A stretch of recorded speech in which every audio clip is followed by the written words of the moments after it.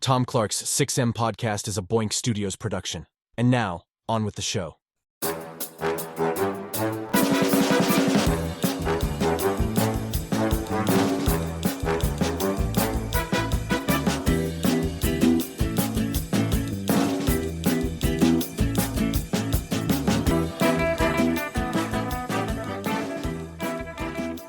Hey, what is up? Welcome to Tom Clark's 6M podcast. I'm your host, Tom Clark, and in this episode, I'm joined by co-host Christopher Ray Patton. Hard to believe this, kids, but there was once upon a time where mockumentaries were not a thing. Now, I know what you're thinking, Tom, there's no chance. These things have been happening for years. Well, you're not wrong. You're not wrong. They have been happening for years. However, they've not always happened. But it kind of seems like where there was an opportunity for someone to poke fun at something, you can just about bet that someone has poked fun at something, which is good in some cases because it can benefit us all to having a good chuckle, good laugh at someone else's expense. I mean, not too much. We don't want to be vicious about it, depending on who the person is, right? But, I think VH1 Behind the Music was a lot of it back in the day, and then there was people ripping off on that, having a bit of fun with it. And there's been other stuff through the years. The Ruddles immediately comes to mind. Maybe one of the first things I saw, perhaps. But another thing that I first saw, and again, maybe it's 1 and 2 with the Ruddles, not sure, is this is Spinal Tap. And I'm going to tell you something, man. If you've never dove into this for whatever reason, you are completely missing out. And I kind of compare this at this point to if you're not into Monty Python. And again, if it's not your cup of tea, no pun intended, that's fine. Some people can't stand it. To be honest, I don't know why. Those people seem like they're sad and they're walking around hating life. I feel bad for them. So if you're one of those folks, keep your chin up. It'll only get better. I mean, I hope so. But, if you're one of those people, I guess you can just like whatever you want to like. But that's kind of what I compare this as Spinal Tap to, as a Monty Python brand. It's sort of you're either into it and you get it, or you don't know what you're looking at. You could care less. Maybe it's one of the two. We'll see as we dive into it here today, kids. But first, let's do this. This is Spinal Tap, also known as This is Spinal Tap, a rockumentary by Martin DeBurgi, is a 1984 American mockumentary comedy film co-written and directed by Rob Reiner in his feature directorial debut. The film stars a variety of actors who absolutely freaking crush it here as the band Spinal Tap, who are characterized as one of England's loudest bands. Reiner plays Marty DeBurgi, a documentary filmmaker who follows them on their American tour. The film satirizes the behavior and musical pretensions of rock bands and the perceived tendencies of rock documentaries, such as The Song Remains the Same and The Last Waltz, and follows a similar All You Need Is Cash. That's what I was thinking of by the Ruddles. The Ruttles. I'll get it eventually. That one came out in 78. So this movie, a budget of $2 million, made $4.7 million, and that's it. But I'm going to tell you something, folks. That doesn't tell the whole story at all. Release date, March 2nd, 1984. Running time, 82 minutes. And as we said, it made its money back and a little bit more, but that was about it. But I'm telling you, man, that is not the full story, and we'll get into it here today. This time, the lowdown is just basically that. A very, very brief lowdown of a much bigger story. And that is your lowdown for This is Spinal Tap. So, Chris, you're a music guy. You're a musician. I'm a music guy who fiddles around with the bass from time to time. I got to tell you, man, I was going to say this movie holds up. I don't know if it held up then because it's so freaking ridiculous, but I still find it hilarious. There's not a lot of this that I don't enjoy. I've seen this movie probably 100 times or more, it feels like. Man, how long has it been since you've seen this film? Oh, 5 or 6 years. So not too long ago, but it had been a while. It was nice to see it that was available free on Pluto TV for anyone that wants to go check it out. Mm-hmm. That's how I saw it too. I've got the DVD, but who's got time to take the DVD player, get the dust off of it, plug it up, go find the DVD, blow the dust off that. Are you a DVD guy still, by the way? I am. We talked about this, I think, previously on a couple of shows, specifically the Burt Reynolds stuff because of the physical media and how I've kind of gotten away from it. But I'm pretty sure that I still own This is Spinal Tap on DVD somewhere. But it's the same kind of thing. Like, I haven't looked at that disc in years and years, so I don't know what condition it's in. And then it would involve me either hooking up my original Xbox One or a Blu-ray player. Like, you kind of have to go through the effort at this point, for me at least, because I have none of that stuff hooked up. Pretty much everything I own is diskless now, as far as drives and stuff goes. So I would have to pull something out of the closet to watch it. I could watch it on VHS. I think I have the VHS over here on the bookshelf that some of your some of the fans out there have seen behind me on some of your shows. But yeah, either way, I would end up digging out some hardware to watch it on disc. So yeah, I went the Pluto route. I gotta be honest with you, man. I was one of those guys for the longest time that said I'll never get rid of my physical media. I'm not going to just do just exclusive digitally because I like to own the copy. I like to hold it in my hand, and that's still true to a certain extent. But dude, I stopped buying physical years ago. Yeah, it's a space issue for me, as someone who collected both DVDs, Blu-rays, VHS, and vinyl. Eventually, you just got to kind of choose one because you start running out of room for things. That's more of a personal problem. I have a real bad addiction to collecting kind of anything: baseball cards, hockey cards.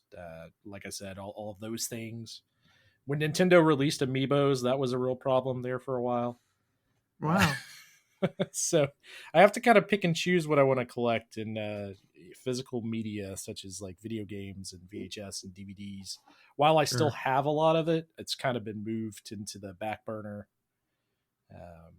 But yeah, I don't know. There's instances you run into where you want to watch, let's say, Cannonball Run, where it might be good to have a physical copy because it just doesn't exist anywhere. Luckily, this was not the case for this film. Well, I like that we kind of veered off in that direction because we were talking off mic about part 2, which is coming, kids. If you haven't heard, it's on the way. I am so looking forward to that, man, because I really want it to be, I want it to be sure it's done in 2025. That's the time period, of course. And I want them to be completely oblivious to how digital works. I think that's very important that they have no idea how it actually operates. I hope that on the movie poster, it says, doubly sound. Sound is mixed in doubly. Yes.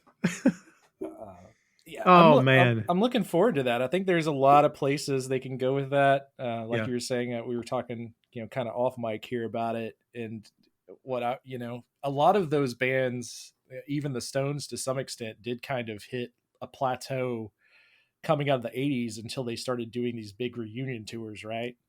So it's like, because the version of in this film, Spinal Tap, they went from selling, like they even say in the film, like 10,000 to 15,000 seat arenas to 1,000 seat venues. Right. And some of them, they can't get booked out. Like they cancel one of the first shows in the film because there's just no one bought tickets essentially. But it's funny if it comes back around, like, because a lot of these bands, they came back around. So depending on what they want to do, it'd be hilarious if they're having this like massive comeback tour, what that would look like. Dude, I just want them to become like a freaking, like I said before, a novelty act. I just want them to, there's a joke going on, but they're not in on the joke. So it's kind of like when people show up to a Weird Al show, everyone's in on the joke, and so is he, and he's fantastic. And I've always wanted to see him live because I've always heard his live show is freaking great and very fun. But like Spinal Tap be up there thinking they're actually crushing it and killing them, and people are kind of having a laugh with them or about it. So, do you think that they'll put like actual bands and stuff in this one? Like, they have to, right? Yeah, there's so much room to pull in, like some classic nostalgia, like Billy Gibbons shows up, and you know what I mean? Like you could throw, there's so many artists that have done acting since then. Like, do you get a Keith Richards spot? I think we're writing this whole sequel, dude. We have nothing to do with this movie. We're writing the sequel as we speak. That's the kind of stuff I'd want to see. Nigel having an argument with like Paul Simon. Yeah. Yes. It can't be Dee Snider. It can't be another metal guy. It has to be someone you'd never expect that they got beef with, Because it's just funnier. If we could get the Spinal Tap / Oasis beef in a film, that would be Nigel versus Nigel. I just wanted to see the Gallagher brothers being held backstage, and Spinal Tap go, "I don't understand what's wrong. I don't get it." Man. Yeah, there's a lot. There's a lot you can do there. Hopefully, I think it'll be treated well. A lot of people really hold this movie dear and dear to their hearts. I think anyone that's played in a band for a long period of time has their own Spinal Tap moment as well. Yeah. Well, look, there are moments of this movie, Chris, and I don't know if it hit you this way or not, if it's still just kind of a comedy to you, but there were moments of watching this back yesterday that I'm not going to say I forgot it was comedy, but I'm like, there's some moments that feel very real, like despite the haha jokes. And I think I know it sounds goofball to praise, let's praise the acting, but I thought that some of these moments were really well done where you're like, if you just flipped that on the TV and didn't know who it was, you would assume this is an actual band. Yeah, especially when you hear their music, right? Like it's not, the lyrics are hilarious and kind of out of place, but it's it wouldn't be that far-fetched for this to be a band. A lot of people, there's certain scenes in this where it's almost like a direct correlation to some of Black Sabbath's real life happenings. For instance, the Stonehenge and how the prop showed up massively undersized is based on a true story. So and famously, speaking of that, I believe Ozzy Osbourne thought that this was a real band the first time he saw the movie. Oh my God, please tell me you're not making that up. I am not. That was an interesting fact I read about earlier today when I was rewatching the movie. Was that he assumed that this was a real band, and then later he's like, I put two and two together because they weren't doing the kind of things that we were doing as a rock band. Plus, you'd have to think that he would know them. You know what I mean? Ozzy was doing a lot of drugs back then, man. I don't know. That's fair. I don't know. That's fair. There is some news here to feed into what we were talking about with potentially having some other musicians in this part too. Apparently confirmed is Paul McCartney, Elton John, and Garth Brooks have cameos. Wonderful. That was an article from 2023. We'll see if the Garth Brooks one makes the cut after everything he's got going on at the moment. Yeah, he got in trouble for something. I can't remember what it was. I'm sure it wasn't good. Yeah. It's something about a hairdresser and maybe making some unwanted sexual advances. Oh, man. It's the big hat. The big hat has clouded his judgment. The big hat and the head mic. You know what I mean? That little mic that comes has just clouded his judgment over the years. Yeah. I don't know. I mean, I don't know. This is the man that my wife jokingly said, does that mean that Chris Gaines is also getting sued? Oh, my God. Which made me laugh really hard. He can just blame Gaines. He can say, it wasn't me, it was Gaines. I didn't do it. It was my twin brother, Chris Gaines. It wasn't me. Yeah. Hey, I will give him props. That Saturday Night Live appearance back in the day was effing fantastic. Yeah, I mean, that's always been his thing, right? Is he puts on a phenomenal live show. He had a residency in Las Vegas for years, it seems like. So you don't get one of those unless you're really good at performing live. Hey, look, to your point about the Ozzy Osbourne comment, supposedly, after this film opened, several people told Rob Reiner that they loved the film, but he should have chosen a more well-known band for a documentary. I'm like, even after you see it at the debut in the theater with people laughing, you don't... What? Like... I've seen it so many times at this point. There's certain parts of the movie that make me actually feel sad for the band. Like they are a real band. Like I feel depressed for them. Like when they're doing the album signing and no one shows up, for instance. Really and the AR guys like, just come on, kick me in the ass. I deserve it. Oh man. Yeah, that's fantastic. No, I'm the same. Like there's moments of this where I'm like, I genuinely feel bad for them. I'm like, these aren't exactly real people here, Tom. I don't know what you're getting upset about, but yeah.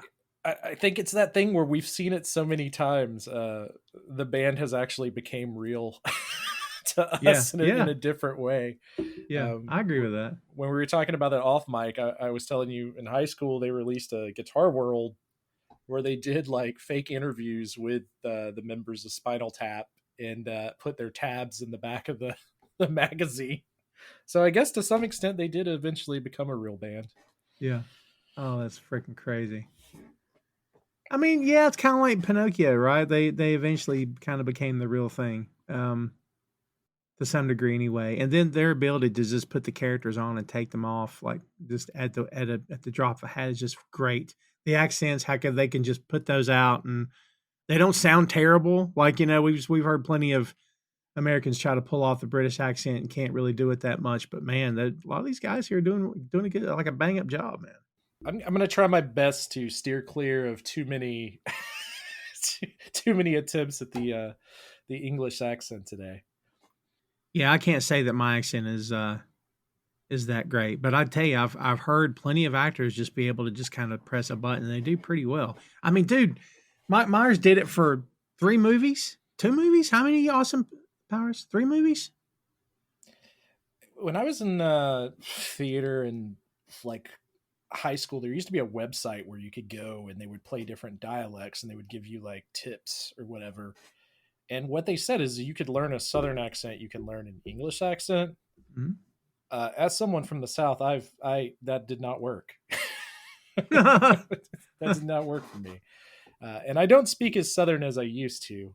Not as much twang. It comes out here and there, especially around family. But back in the day when I read that, I was way more Hall County, way more Gainesville, Georgia, home of AJ Styles. Ah.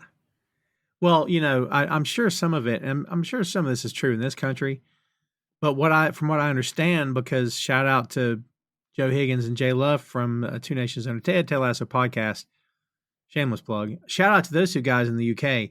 They have both told me, and it has other people over the years, that the accents are so broad in that region that you could literally get in your car and drive 20 minutes up the road and everyone's speaking differently than where it was you just came from, which is crazy, man. Yeah. I mean, well, that region has been around for a very, very, very, very long time, right? That's true. When I mean, a good example of what I was talking about is someone like Andrew Lincoln, right?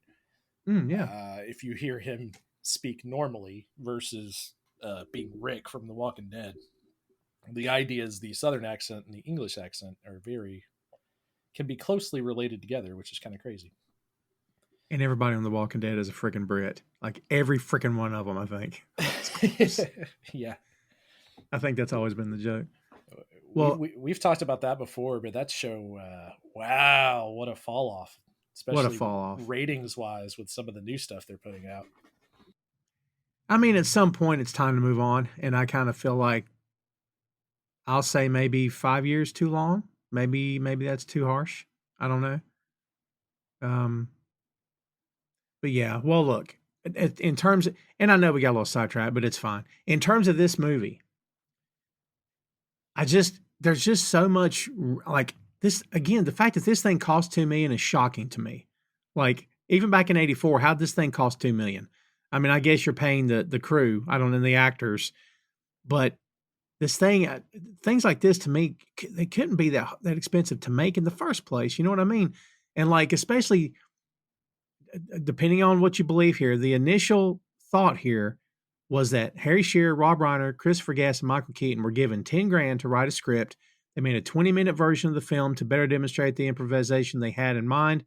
Several scenes from the demo are in the finished movie. So they had it that early on. You know what I mean? But I guess that's one of the things, like, to me, why this still feels like a real thing and not like an overly produced Hollywood film. Yeah, I wonder how much of that comes down to venue rental and if they actually recorded some of the performances live, like as the band. I wonder how much of that plays into that, because the each of the venues do look unique when you start getting into their live footage. You got to think about all the extras they're bringing in and stuff. I wonder how much money they spent on that kind of thing. Who knows? $2 million does seem like a lot for what this movie is, but especially in '84 money, that's like $20 million today. No, I don't know. I don't know what it is. If this movie cost theoretically the same as Gator, which we're still not sure. Yeah. Yeah, you gotta be connected to understand how much money that cost, apparently. So, well, I just gave away the cast, kids. Let's talk about the band Spinal Tap itself. The great Michael McKean as Davis St. Hubbins, Christopher Guest is Nigel Tufnell, and of course Harry Shearer, the legendary Harry Shearer, is Derek Smalls. That's your band. That's Spinal Tap. You know, we talk a lot on this show, Chris, about how if you replace certain members of a movie cast, it doesn't work. It's not the same movie. But we're always guessing on that. You fall in love with something or something makes $1 billion. You're like, well, this is how it should have been. But the truth is, you don't know because they didn't make the other movie. But so who knows how this goes? But for me, this is one of those instances where all three guys are just so freaking great together. And why in the world would you have cast anyone else? I mean, dude, they're so believable. The deadpan delivery, the straight face, the timing that all three guys have independently of each other and together. Phenomenal, dude. I can't say enough good things about these three guys. Yeah, I can't think of any replacements for these guys because they do feel that. I mean, that's what makes the movie great, right? They do seem believable to some extent as an actual band. So it's almost like replacing a member of a band if you were to start picking and choosing who you would move in and out of here. Christopher Guest being, to me, the best performance in the in the film. Great. Yeah. But yeah, I can't imagine the film without him, right? Like there's other people that could have done that role that there's a lot of cast members that go into other mockumentaries that could have ended up playing Nigel if you think about it later on. But would it be the same? Probably not. Probably not. No. Christopher Guest is, yeah, I think his performance is, and all three guys are fantastic, but man, it's crazy how believable he is. Do you know what I mean? Like, very believable, especially when he's on stage playing that and he's talking about him playing and stuff. And the riff he's playing is fine, but the distortion is a little too much. And you can tell he's off key deliberately. Like the guitar isn't tuned properly, but he's still playing. And you're like, something's not right here. This isn't exactly Hendrix. But he's kind of numb to it at that point. That's one of the best moments for me, man. One of my favorite scenes in the entire movie is like when he's talking about how he gets to really express himself is during his solos. Yes. And he's kicking a guitar with one foot and then he picks up a violin and just starts scraping it against the guitar he's playing. But the best part about that scene is when he stops and he tunes the violin for a second only to go on to continue to saw. I was like, that's such a funny, probably not as funny for like funniest moments for non-musicians, but the fact that he took a second to tune the violin. Awesome. Yeah. Little things like that. Yeah, it's awesome. I can't get over how good they are together. And they look the part too, which is something like Harry Shearer looks like he stepped out of Motorhead. You know what I mean? Like he just looks like one of those guys, man. Yeah, it's and there's like to that point, Michael McKean and Christopher Guest when they're doing All the Way Home, and they're playing on the table and singing together, like it seems like they've played in a band together. Like there is something there to that, like it's great. Oh, dude, I couldn't agree more. Yeah, again, dude, it's weird how it hit me. There's moments of this movie where I'm like, are they real? Like it, you know what I mean? Like even though your brain's telling you different, but no, that's one of the things that hit me too, is like, this feels like an actual band and the way they reminisce about things that never freaking happened, which just makes it that much better, Yeah, man. What about the music right now? Because, there's such a thing as, okay, we're making a comedy. And there's such a thing as, okay, this is just going to be goofy for the sake of being goofy.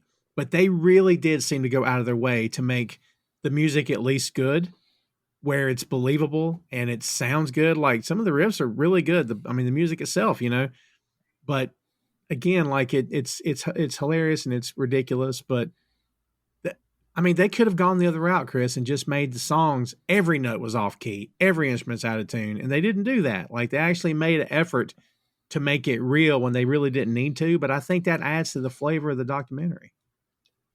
And to some extent, they have to set up the band's former popularity, right? So they have to have some songs that sound like they would be popular.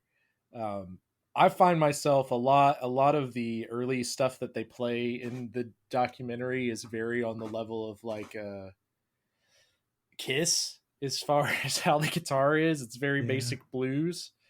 Um, but I like Kiss, so of course I'm like, oh, that's pretty good. Right. But and there's definitely call outs to like the Stones and the Beatles when they dive into like the 60s and 70s versions of their band, because they kind of go back in time and show live footage throughout the movie of former performances.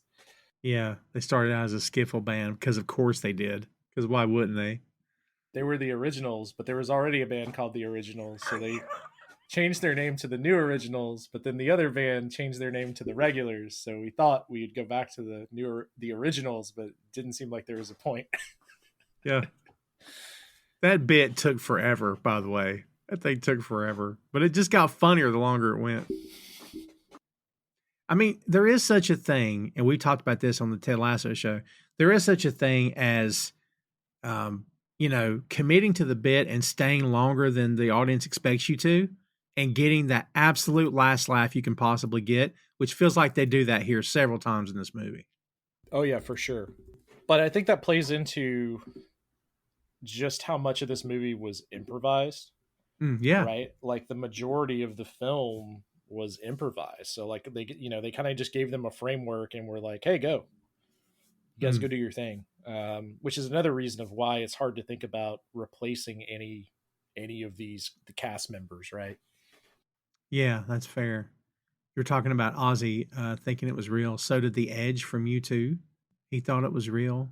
Marillion, I don't know if I know this reference, had 5 drummers in the space of a year between their first 2 albums, which guitarist Steve Rothery later admitted was like Spinal Tap.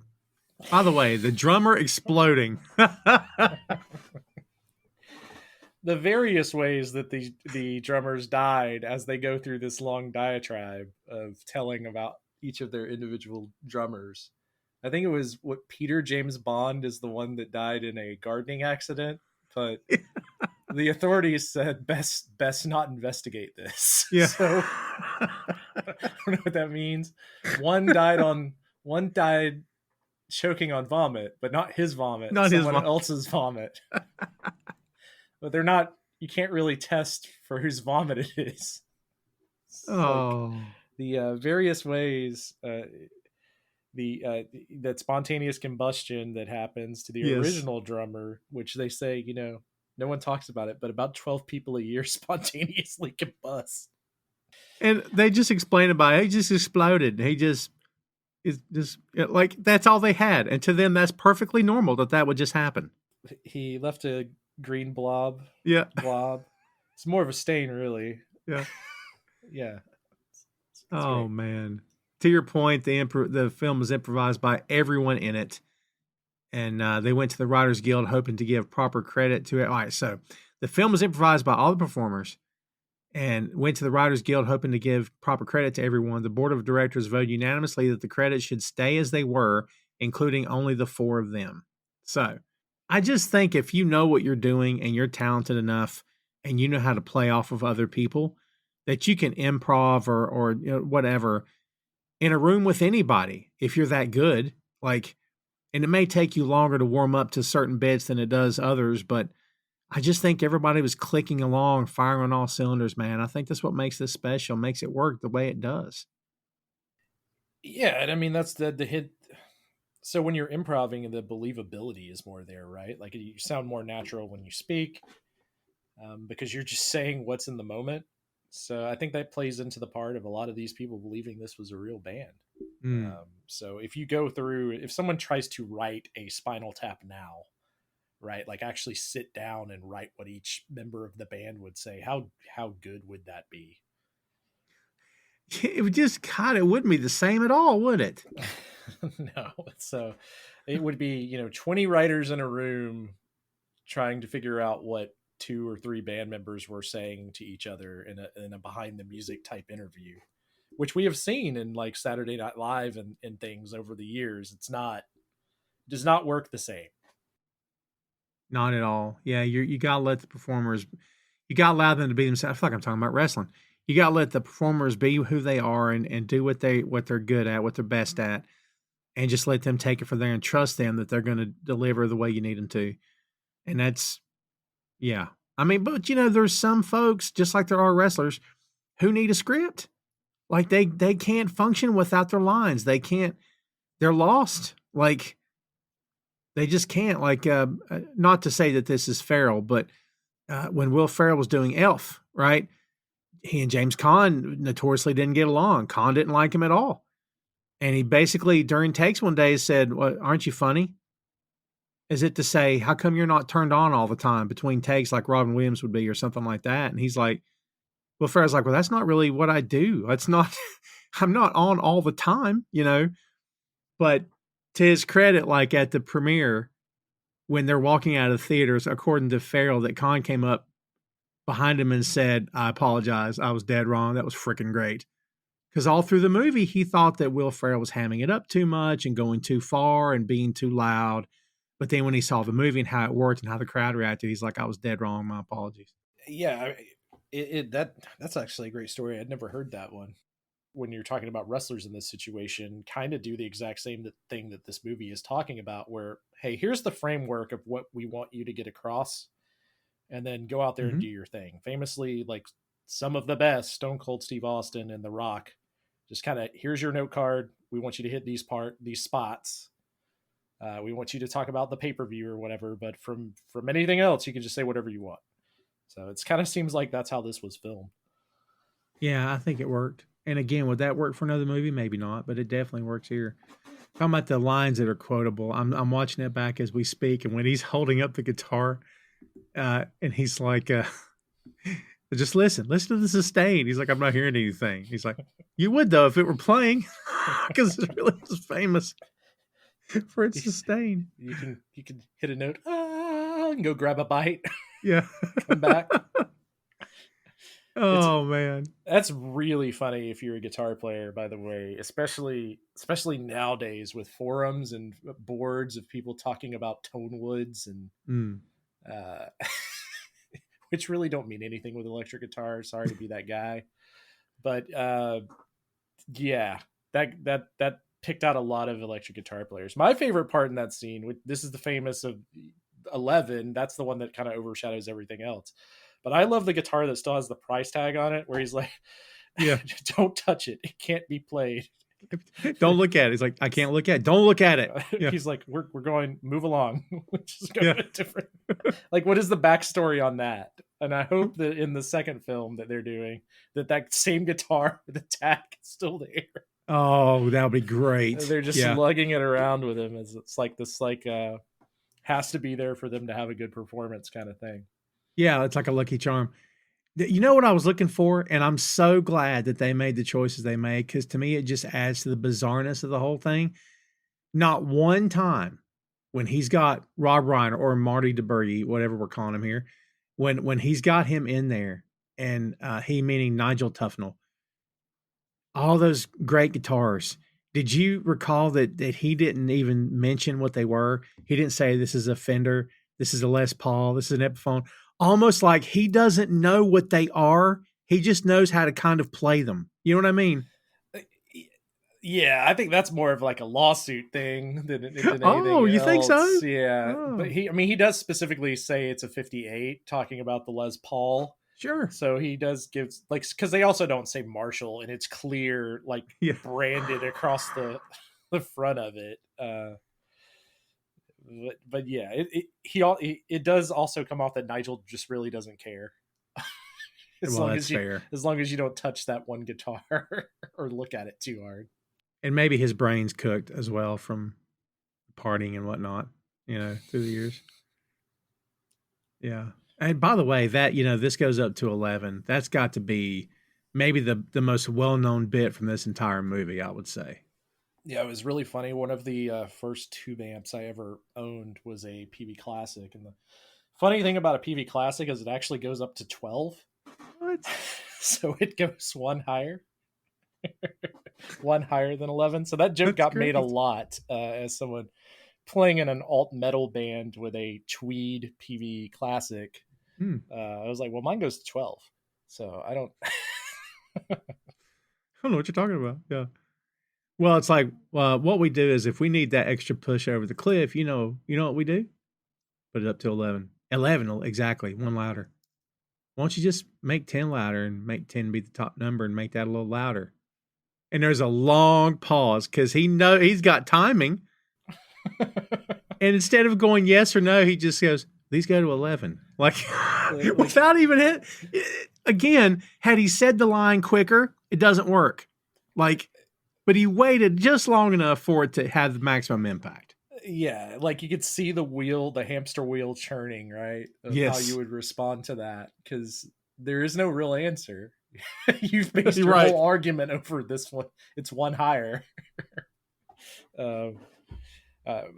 Yeah, Nigel has so many great moments in this in the film that I think are bigger than that. Like, for instance, the tiny sandwich, the tiny bread. Oh my God. You could just fold the meat.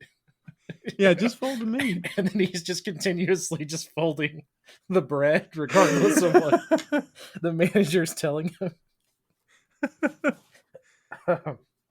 Yeah, to me, that's like better than this goes to 11, because that would make me frustrated as well if I went to make a sandwich and there were tiny pieces. I just know how my brain works. That would definitely get me riled up.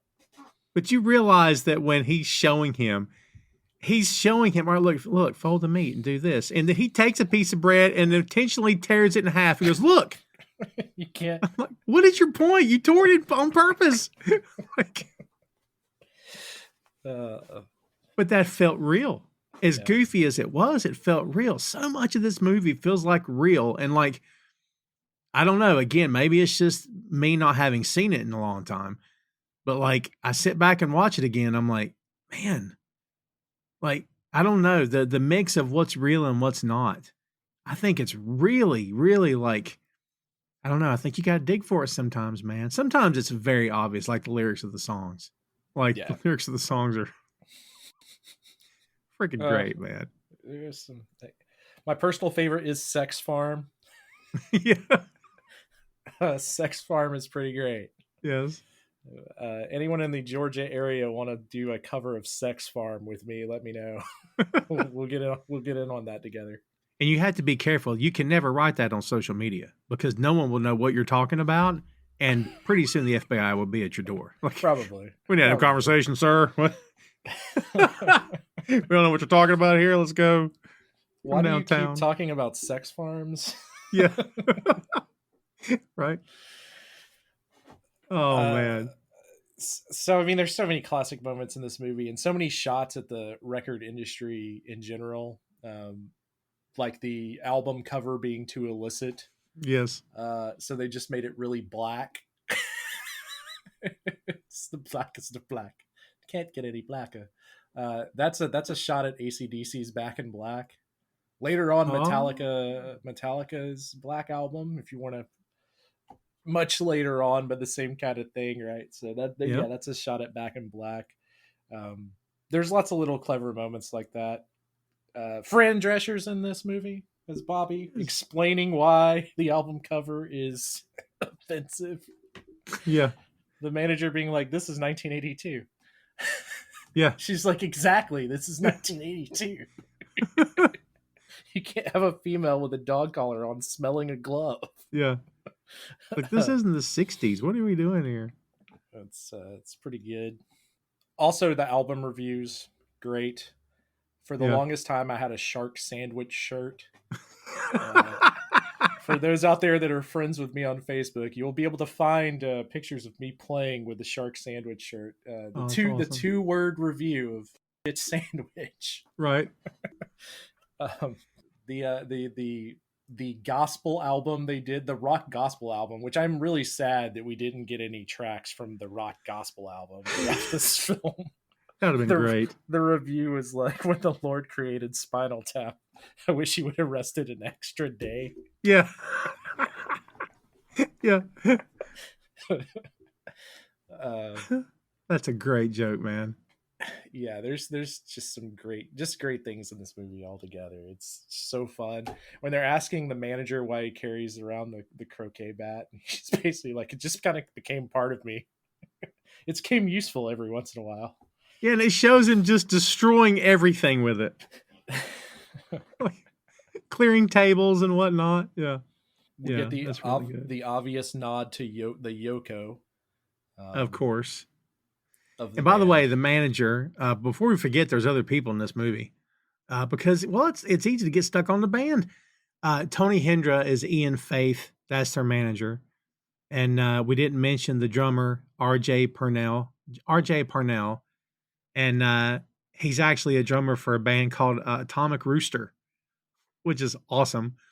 And as Mick Shrimpton. Mick Shrimpton's a really good name, by the way. Boink Studios is the home of Tom Clark's main event, Tom Clark's 6M podcast, and Two Nations Under Ted, a Ted Lasso podcast. Visit the site today for links to every podcast platform, social media, special announcements, and a lot more. Check out the site and bookmark today, boinkstudios.com. Let's see. We've got David Koff as Viv Savage. We've got June Chadwick as Janine Pettibone. Janine Pettibone. It's a freaking great name. Yeah. Like the Yoko of the movie there. Viv Savage has one of the funniest costume bits in the film, where he's wearing like this electric chair helmet while he's playing keyboard. It's kind of just there for like 4 or 5 seconds, but he makes this face and they do this like smoke effect behind his head. It's pretty good. That Stonehenge performance, they really wanted to knock it out of the park, and it's terrible. Not the song necessarily, but them speaking over it, thousands of years ago, and all this nonsense. And they lower that little tiny Stonehenge, and then they have the little people come out dancing. Oh my God, what are we doing? Yeah. Then they're talking about it afterwards in the band meeting. And Derek Smalls has one of my favorite movies of the line, because like the lead singer is like, yes, it's a big deal, or he's like, we shouldn't make such a big deal about this. And Derek Smalls' character, or the bass player's character, is just like, well, isn't it something we should have made a big deal about? Yeah, that would have been a good idea. And then he famously, like, after all the argument happens, the manager quits. He's like, question. So are we going to play Stonehenge tomorrow? Yeah. He's still lost. He's like, Ian says, Nigel gave me a drawing that said 18 inches. Now, whether or not he knows the difference between feet and inches is not my problem. I do what I'm told. And St. Helens is like, but you're not as confused as him. Are you? I mean, it's not your job to be as confused as Nigel. It's funny because, like, a lot of times when I come on to talk about a movie, we always go into how. So this is another one of those films we talk about where it was not as big of a box office hit, but once it hit like VHS, it kind of became a way larger thing, right? So this is another one of those. It is, and I'm telling you, I've always compared it to Python, because I'm like, there were moments when I was growing up that I would hear the Monty Python, the name mentioned. I'm like, I have no idea what that is. And I would hear Spinal Tap or whatever. And like, this came out in 84. And, at some point I watched. And then I'm telling you, man, like, this, I've watched Python with people who watch the Holy Grail. Nothing. I'm howling. There's nothing coming from beside of me. And I'm like, all right, man, well, to each his own, But I kind of feel like that's what this is too, to a certain degree. Like, you're either going to suspend your disbelief and enjoy the ride, or you're going to sit there, not getting any of it. You know what I mean? It's kind of where I'm at with this. Yeah, it's the band is kind of crazy in itself, because they did put out 2 albums, right? And they played, like, in 92, they played at Freddie Mercury's tribute concert, which is kind of crazy to think about. Like, this band from this funny little mockumentary movie has actually done a lot musically, which is kind of weird. Do we know the story behind that, by the way? And because I've always assumed Mercury was a fan anyway, that Queen, the band, liked the movie. I don't know the story behind it. I just remember it being a thing, because there used to be footage of them playing that show on YouTube. I'm not sure if it's still out there, but for those listening, go out there and see if you can find it. It's pretty funny. I gotta look that up now. Yeah. All right, so let's talk about flower people. We were talking about that before we went live or before we started recording.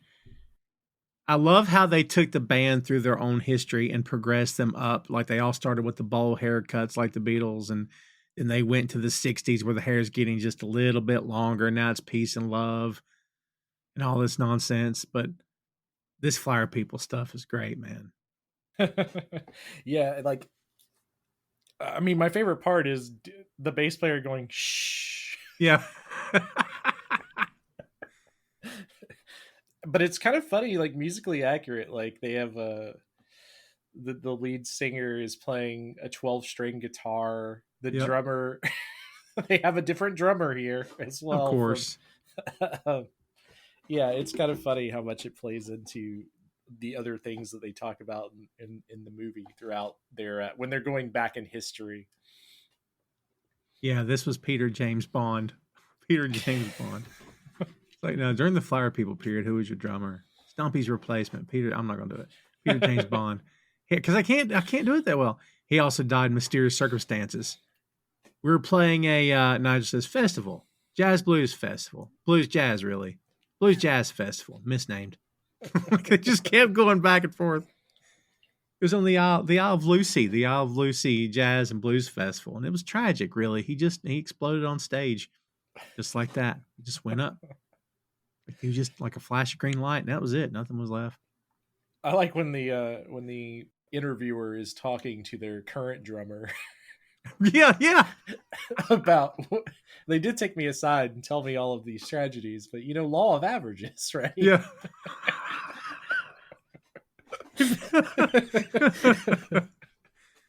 I mean, the law of averages works the other way too, doesn't it? Doesn't it say the law of averages would also say not every drummer you have is going to die mysteriously, but yet it's happening anyway? Yeah, you would think the percentage of like drummers that play, it's actually more likely, right, within that realm of that band.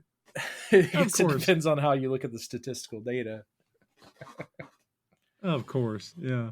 Jeez. And the Stonehenge thing, because I got quotes in front of me when Nigel's doing that voiceover in ancient. I'm gonna do it here. In ancient times, hundreds of years before the dawn of history, an ancient race of people, the Druids. No one knows who they are or what they were doing. I'm like, what are you talking about right now? Oh man, awesome. The quotable lines from David St. Hubbins. I believe virtually everything I read, and I think that is what makes me more of a selective human than someone who doesn't believe anything. What? Was it D minor is the saddest of the keys. Yes. This was inspired by Mozart and Bach. It's more of a mock, really. Yeah. It's this beautiful piano piece, and then at the end he's like, anyways, it's called Lick My Love Pump. Oh my God. Dude, and guests, well, I mean, they're musicians in real life, McKean, and guests are, but like, dude, that piano bit is freaking great, isn't it? Like, it's so good. Yeah, he's just talking and playing, and then he's like, it's part of a trilogy, and then he gets to the end, he's like, yeah, it's called Lick My Love Pump. Yeah, of course it is. What else would it be called, Like, wow, that's kind of, it's real calm. It's like, that's kind of a departure from what you guys have done. It's like, yeah. People weep instantly when they hear it, and I don't know why. I hope we get more of I hope maybe we'll get the whole Trinity in the second film. Oh, you know what? We do a lot of movies here, as you know. There's not a lot of them, dude, that end with, yes, I'd like to see a sequel, or I'd like to see a remake, or whatever. There's not a lot, dude. I can probably count them on one hand. I'm serious. In 5 years, most of the time, the conjecture is, nah, leave it alone. It doesn't need a sequel, and it definitely doesn't need a remake. But, dude, I'm in for this because it's so goofy. I don't know, unless they just screw it up. I guess anything's possible. I mean, Dumb and Dumber 2 is not a good movie, Chris, my opinion. So, like, I guess anything's possible, but I don't know, man, unless you just intentionally set out to blow it. I think the part 2 hopefully will be really good. Yeah, I think it's been long enough, and you still have so much of the original cast and the original creators. There's hope for it, right? And like I said, it also plays into all of the comeback tours we've seen for the past 20 years. of these kind of bands, like Boston and Chicago and ELO. And like, think about it, somewhere right now, if you were to look up summer concerts near you or whatever, you're going to see one of those. One of Oh, those type of bands that were big in like the 70s and 80s you hadn't yeah. thought about in a long time, and you're going to go to one of their shows and it's going to be packed. You're going to be like, yeah, it's still got a fan base. So I think it works on that level. um, Whereas a lot of times when we're talking about a sequel, you're just like, why? For instance, the Crow watch along we did, it's like, why did they why did they go down this Oh. route? Look, when certain franchises, and I get it. Like we talked about this on the show. I think it was a comic book long before it was a movie. So look, in my world, certain things get a pass. Comic book properties get a pass. This idea that no one could have played the Joker after Heath Ledger, I disagree. No one can play Iron Man. Well, it's going to be hard to imagine, but again, I disagree. These IP has been in existence since like the 60s and sometimes earlier than that. So I'm okay with that. But dude, when it comes to the Crow, I just don't. Chris, it's hard to believe. Well, it's the wrong director. You mean every time though? Every time it's the. How's that possible? Like, I don't know, man. I just don't think they've found a way to do it. I don't think they've found the right story yet. It's hard as it is to believe. Yeah, at some point you got to kind of equate it to almost like a baseball batting average. You've been to bat 5 times, you've hit the ball once. Yes. maybe My it's time God. maybe it's time to take a seat. But yeah, I mean, there's other examples that that we've talked about. Sure. Another a funny line, because I haven't given a bunch of David St. Hubbins quotes, but when they're talking about when Nigel quits the band uh, because of Yoko, in this Yes. instance, or Janae, I guess, uh, they're talking to David St. Hubbins, and he goes, "Well, I'm sure I'd feel much worse if I weren't under such heavy sedation." Yeah. That's a great bit. Uh, That's a great bit. Yeah. Let's see who else we have. I'll run through some of these real quick. Bruno Kirby is limo driver. Some of these faces, kids, you may just know. You may just know the faces, but then you either don't recognize them or they don't have, but just just a very small part. Ed Begley Jr. was John Stumpy Peppies, which was the first drummer. Danny Korchmar as Ronnie Pudding. Best name ever, Ronnie Pudding. Fran Drescher, as you mentioned, is Bobby Fleckman. Patrick McNee, the great Patrick McNee, who's done a little bit of everything in his time, as Sir Dennis Eaton Hogg. I love that his name is Sir Dennis Eaton Hogg, a hyphenated last name. yeah, it sounds like an English bad guy in Yes. one of the Gator films. Honestly, now that we're getting into some of these names. Absolutely, yeah. Yeah, Byron's character in the limo is hilarious because he's just trying to talk about Frank Sinatra and Sammy Davis Jr. and it gets shut down pretty Dude, hard. Bruno Kirby's awesome. I continue to think that Bruno Kirby's role in the City Slickers, the first City Slickers, is just fantastic. Like, Billy Crystal steals the show, of course, but I thought Bruno Kirby was great in that movie. Really good stuff. Speaking of Billy Crystal, he's here as Morty the Mime. Morty the Mime. And so does Dana Carvey as a mime waiter from out of nowhere. That's fun. Paul Benedict as Tucker Smitty Brown. And you guys will know him if you've ever watched The Jeffersons. You'll know who that is. Bentley from The Jeffersons. So there you go. Zane Busby as a Rolling Stone reporter. Sandy Helberg as Angelo Di Mentabilio, I think. The great Howard Hessman is here, Chris. We see him very, very briefly. Were you a WKRP in Cincinnati fan, by the way? I have seen the Thanksgiving episode. Is that it? It's a great one. Show. It is a really funny. If you're going to watch a TV Thanksgiving episode, that one's got to be up there on the list. It's a great episode, and I've seen a few others. So I can't say that I'm a fan, but I am aware of the show. Oh, dude, you would love that show because back in the day, it really was for musicians, man. It was really good. Problem now, can't get the show. I mean, you'd have to find someone that has absolutely bootlegged the entire series on DVD or VHS because they won't release it now because of all the rights to all the music they played while the show was on the air.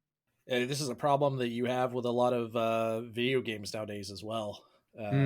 Like anything Rockstar has done has become kind of a challenge for them to redo or remaster because they have to relicense all of the rights. This happens in WWE as well. 90210 is a good example. We rewatched 90210. There's just about 15 episodes. If you try to watch the whole thing through, I watched the whole thing through with my wife during COVID, and there's like 15 episodes that are just missing because they had to be pulled because of music rights that they couldn't get back. So that happens kind of across the board. It's just unfortunate, like I'd almost like them to just put in a fake song or something, go the WWE route of let's not get sued. It's like what New Japan does. Togi Makabe's always come out the Immigrant Song by Led Zeppelin. So every time he comes out, they put in this really generic guitar music. It's really bad. Every time. So with the Beavis and Butthead, they released the Mike Judge collection, just cut out all of the music videos and gave you just the skits. I don't necessarily want that either. Like, do your due diligence to get as much music as you can. But yeah, that's fair. Yeah, it's a sticky one. Well, anyway, Howard Hessman is Dr. Johnny Fever. Listen, Dr. Johnny Fever next to Tim Reed as Venus Flytrap. Best 2 character names in the history of television. I'm telling you. So awesome. That was my show growing up, dude. I freaking love that show. I will try to find more of it, watch more of it. But I have, this show was kind of already out of syndication by the time I was a kid. Mm-hmm. So I famously know like I said, the Thanksgiving episode is kind of the classic WKRP episode where they're giving away free turkeys. It's a good one. So yeah, I mean, just the way Carlson delivers that line, God is my witness. I thought turkeys could fly. Just great. Best line ever. Again, comic timing. You either have it or you don't, right? Let's see who else we got here. We mentioned the inept promoter. That's Paul Schaefer, the great Paul Schaefer. Talk about a dude that has had, what a career this guy's had, man. I mean, freaking great. Angelica Houston is here as Polly Deutsch. And Paul Schaefer was Artie Fufkin. I like how when he comes in the room, he's introducing himself. Hi, how are you? Oh, it's great to see you. How are you? Like, really, yeah, he's doing his best. It's incredible because he introduces himself about 6 times, and then the little caption shows up of who he is. Yeah. Which is great. That was something we talked about earlier. He's supposed to be in charge of the AR for their album signing. Yeah. And no one shows up, but he's like yelling at the record store owner.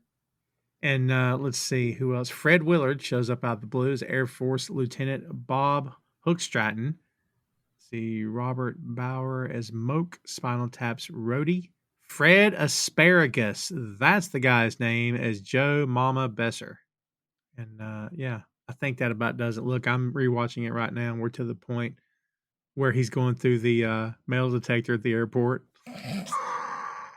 Dude, what kills me is it's the cucumber and the tinfoil that got him. That's what did it. Like, why did he wrap it in tinfoil to begin with? Was it...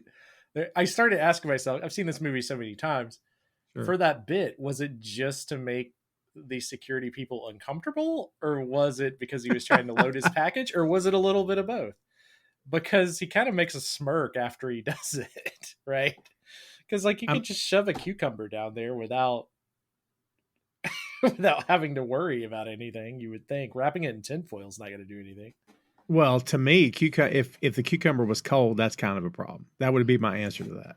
Okay. All right. I don't know. That's just trying to make sense out of a ridiculous film. That's what I'm doing. Here's how important this film is, Chris.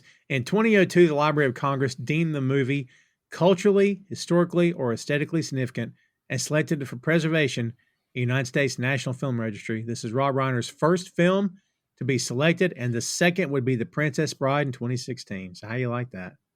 It's crazy to me that this got selected before The Princess Bride. Right? Nothing against this film, but Princess Bride is one of my all-time favorites. So great movie. Kind of a little... I would have done that differently, but it start of a career, I guess. Yeah, great movie. Jeez. And a lot of the cast is a carryover, though, right? From Princess Bride and When Harry Met Sally. You just mentioned Billy Crystal.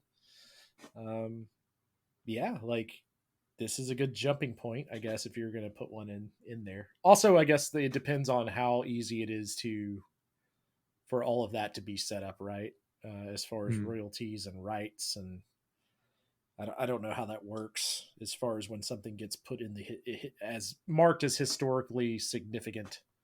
That is a great point. Of all the times we've talked about rights and stuff, I've never thought about that in terms of that. That's a great point. Because like technically, can't you reach out to that foundation and rent things from them as an American citizen? I think that's how that works. So like if you want a copy of Shrek, which is also in there, I think they'll send you a rental copy of Shrek. Oh, that's great. Yeah, that's really cool. Tom Clark's 6M podcast is sponsored in part by Radius Law Group. Every day, Radius helps individuals, families, small businesses, and nonprofit organizations throughout North Carolina, Florida, and Pennsylvania resolve their legal issues by providing effective legal counsel in the areas of estate planning, as well as elder law and Medicaid. Radius Law holds the radical belief that working with a lawyer can indeed be enjoyable. So give them a call at 1-800-519-5667 for more information and tell them that Tom Clark's 6M podcast sent you. Yeah, let's see. Early home video versions of the film, which include the music video Hellhole and other extras, had a disclaimer at the very end stating that the band did not actually exist. But they did, because they put out 2 albums. Well, yeah. Well, so here's a good one. The small sandwich, the tiny sandwich bit, Rob Reiner noted that the inspiration for that was from a Rolling Stone article which mentioned that Van Halen wanted at every show a bowl of M&Ms with all the brown ones removed. And David Lee Roth did it as a test to whether promoters actually were reading the band's contract. That I can get behind, actually, because it makes sense. Are they reading it? Do they really care or not? You know? Yeah, that's the story I've always heard too. Is that the DLR and the manager of Van Halen, they would put these absurd things in there because if they're not paying attention, they're not going to get the important things right. You know what I mean? So the idea is that you don't have to worry about like proper grounding on stage. So you don't get electrified like Ace Frehley from Kiss, like that kind of stuff. If they're paying that much attention to it, because you put something so absurd, maybe they'll get all the big things and come back to you and go, we couldn't get your bowl of M&Ms. Yeah, the devil's in the details, right? If you miss the small stuff, you're going to miss the big stuff. That's fair. You mentioned the sustain about the guitar. Les Paul, that's where that came from, described the sustain on one of his guitars as you could go out and eat and come back and the note would still be sounding. So I like that they included real world stuff in this movie. That's pretty cool. Yeah. I got to see Les Paul play in New York before he died. That was a really great time. It's when I first started working for the company I worked for. So it'd have been like 2008, 2009. And that was one hell of a performance. Wow. That's crazy, man. He had to have been up there in age, right? Had to have been. God. He was in his 80s or 90s. He played the same club I think it was either each Wednesday or each Thursday. Right. And there was a waiting list or whatever. And I was at the time I was working with Newark Public Schools in New Jersey for I guess I was there about a year and a half. So I was in and out of New Jersey and New York quite a bit. So I was on a waiting list and I finally got a chance to go see it. It was a lot of fun. As a young 21-year-old who loves Les Paul and Chet Atkins and those cats that kind of innovated early chicken picking and jazz guitar, at least electrified versions of that. It was really, really cool to see. Of course, he had a bunch of guest players play with him because he was old. But it was a really good time. That's awesome, man. That's awesome. Let's see. When asked on Twitter how Derek came to be wearing a Shrewsbury Town Football Club jersey, Harry Shearer said that was me hanging around London and seeing a selection of football jerseys at a corner stand. The Shrewsbury one caught my eye since Derek dreamed of, like Sir Elton John, buying a team but couldn't afford a Premier League one.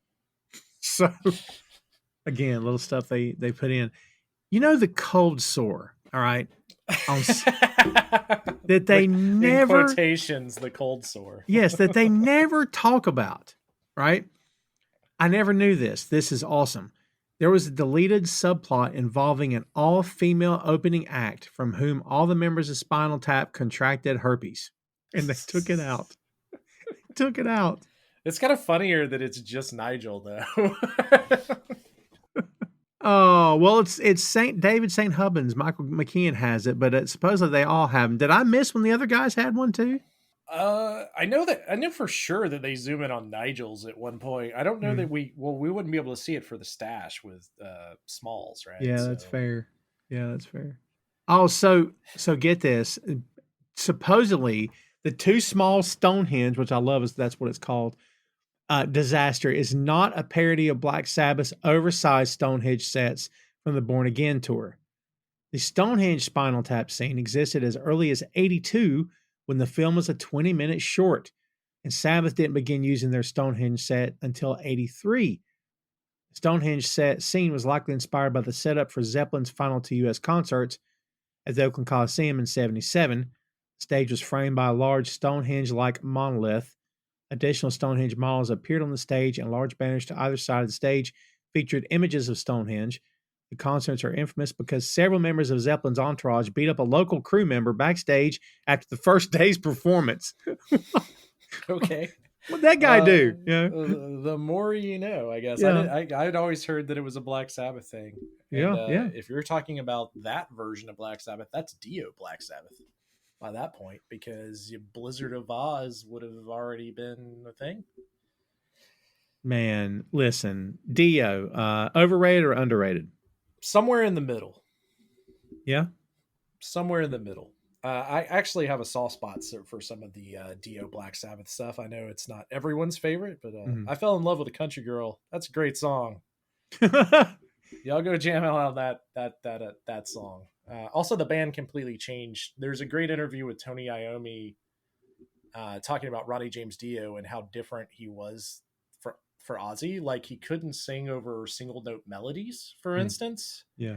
So if you listen to Ozzy's Black Sabbath, the way Tony Iommi approaches guitar riffs and what the verse, chorus, bridge is going to look like is completely different than Dio Black Sabbath. And apparently, according to Tony Iommi, and this could be complete BS because it's Tony Iommi in recent years, right? Yeah. So take it for what it's worth, but that was the reason that the band sounded so different, other than the vocals.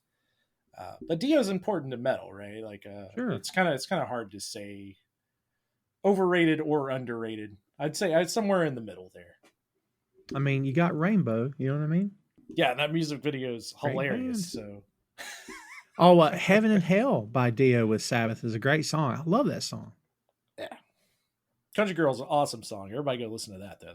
That's peak Black Sabbath Dio right there.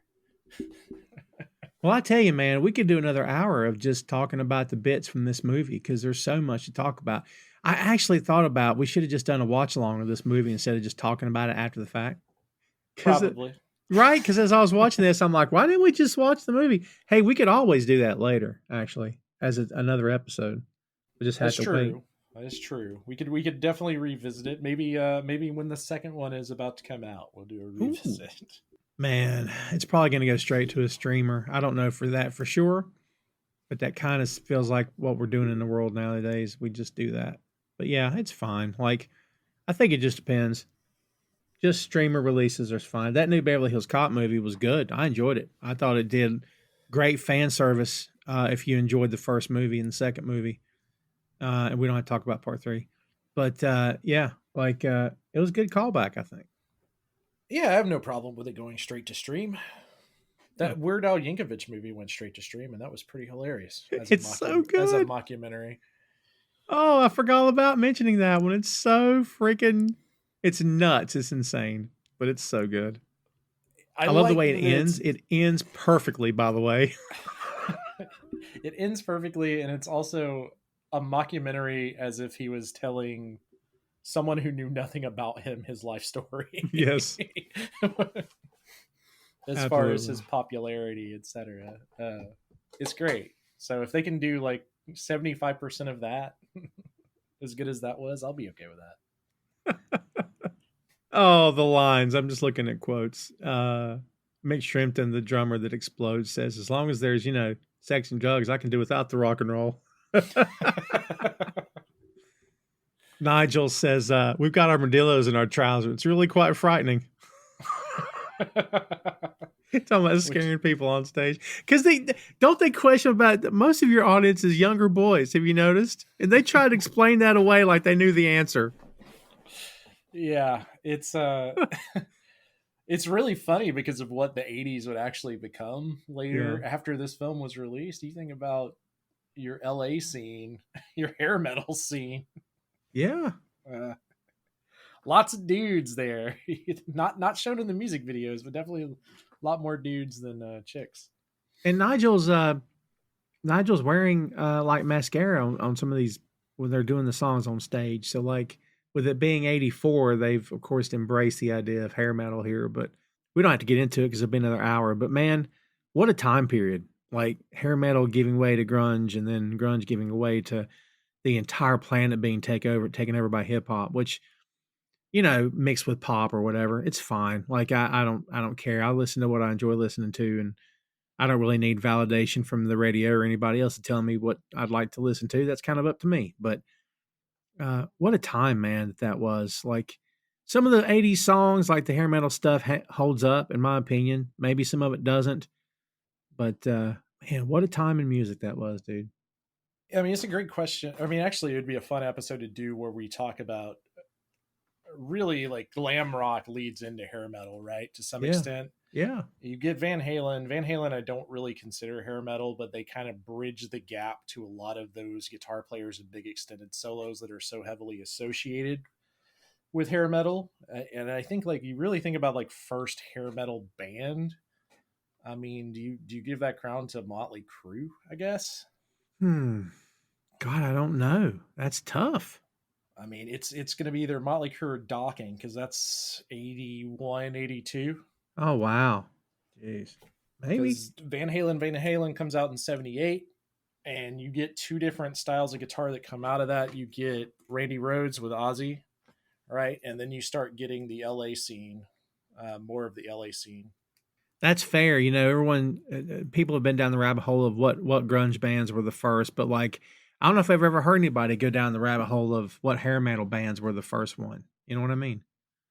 Yeah. I mean, it's all people chasing the Van Halen dragon after Van Halen, really. And you got some that went on to do just straight metal. And then you have some that went to do hair metal. Like even people like Mr. Big, Paul Gilbert, for instance, auditioned for Ozzy after Randy Rhoads died. So there's a lot of interconnection with just how big of an influence that might be a show in itself, Tom. Actually, it's That's just how fair. big of an influence Van Halen in general was on that music scene and the music that spun out of it and the guitar players that spun out of it. Because that's the thing about hair bands in general; it's all about the guitar. By the way, you're totally right, by the way, but it just got me thinking about inspiration and stuff. What do you think about the stuff that came after Spinal Tap? There's that one band I'm thinking of. What's it called? Is it Steel Dragon? What? Not Steel Dragon. What is it? Steel Panther. Steel Panther. What do you think about those guys, man? They're okay. I mean, that's fine. I mean, you could say the Darkness as well, I guess, to some extent. Sure, yeah. They're Steel Panther's a little more absurd. They're more of a joke on the 80s scene more than Spinal Tap, I guess. Yeah. Because like you gotta think like Spinal Tap as a band, they in story they start in the 60s, so it's kind of a weirder thing altogether. Yeah, I don't know. I've checked out some of the Steel Panther stuff, and I'm like, it's fine. I don't recall ever seeing anything and going, all right, that's great, or that's I got to watch that again. I'll just kind of go through YouTube videos or listen to songs. I'm like, yeah, it's fine. I don't know. It just doesn't grab me like this does. You know what I mean? Like, and I'm not really comparing it. If it works, it works. But for me, it just didn't really ever click all that much. So they're really funny in interviews and things that I've seen them in. But like, as far as their music goes, it's, I don't know. I feel like if you're going to try to do one of those 80s sounding albums, you almost have to take away a lot of the Pro Tools and a lot of things that wouldn't have been available to you in the 80s. Mm-hmm. It's kind of the problem with like Poison and Motley Crue's later releases once you get into the 90s. where it sounds super over polished. Yeah. So it ends up becoming more sounding like a bad power metal band than a 80s hair band. Right, right. Yeah, that makes sense.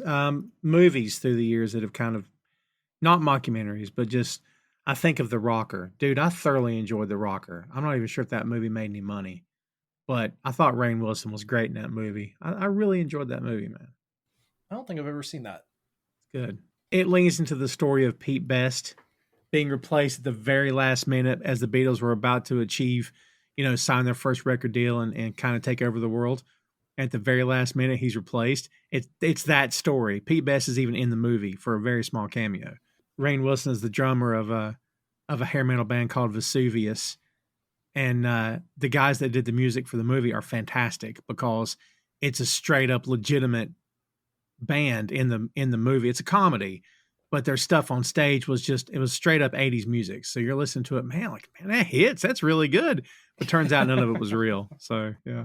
I'll have to check that one out. I've never heard of it. I've seen Iron Dragon starring Mark Wahlberg, which is kind of the story of Judas Priest hiring a replacement singer. Yeah, that's Rockstar, and that's where I was getting the name Steel Dragon earlier, I think, because I think that's the band. I watched that recently, dude. That kind of like this movie, like that's not a comedy, of course. It's funny when it doesn't mean to be, I'm sure, but I thought it was a good movie. You know what I mean? Like I thought it did what it's supposed to do, and I thought it was good. Yeah, it's a decent film. I think Mark Wahlberg's the wrong choice there.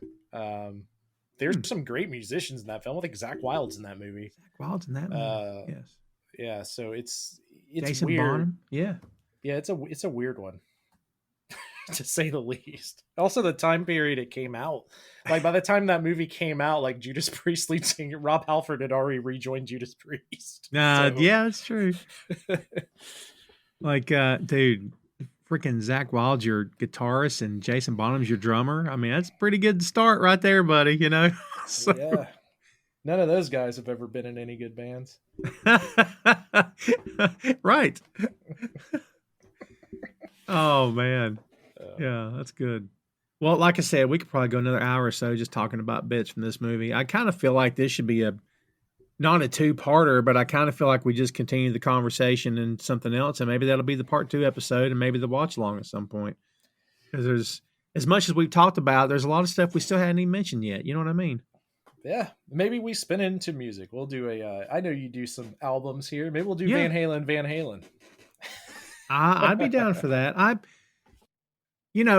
got opinions about Van Halen that maybe people wouldn't share because I feel like, without going too deep in the weeds, I feel like when Roth left, it was the right time.